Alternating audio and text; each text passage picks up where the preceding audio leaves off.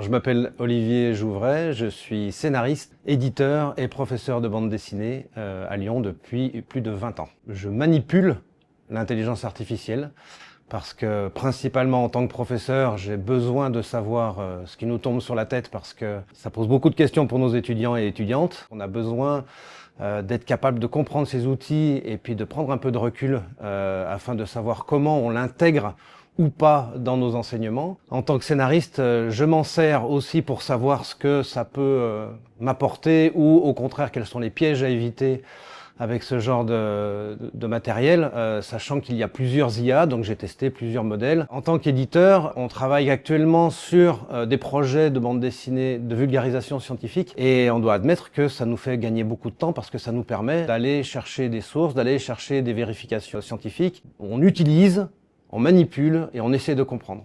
Je dirais que c'est partagé entre certaines personnes qui ont eu envie de s'en servir pour voir ce qu'on pouvait faire avec, d'autres qui ont fait un rejet massif pour différentes raisons. Alors une première raison, c'est souvent parce que l'IA est présentée comme, enfin je parle de l'IA générative d'images, comme un possible outil de remplacement de nos métiers. Ça nous oblige à réfléchir à ce que c'est que notre métier, comment on crée, qu'est-ce que ça veut dire créer, qu'est-ce que c'est qu'une œuvre d'art, à qui appartient une image, pourquoi, et la notion d'influence aussi, parce que quand nous on crée des images, on est aussi influencé par d'autres artistes, de la même manière finalement qu'une IA va piocher à droite à gauche des influences pour créer ses propres images.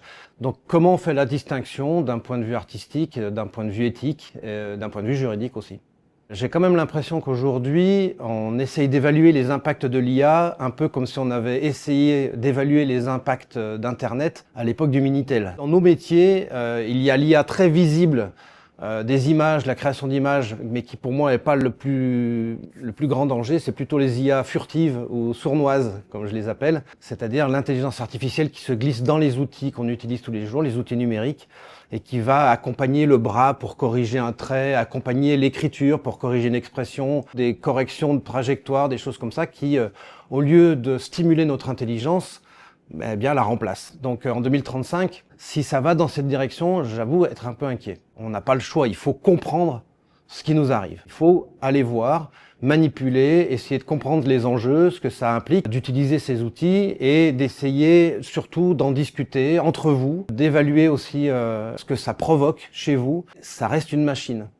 Et cette machine, si elle nous entraîne sur le terrain de l'émotion, eh bien, elle peut nous amener à ressentir des choses, elle fait baisser nos niveaux de méfiance, et c'est là où c'est dangereux.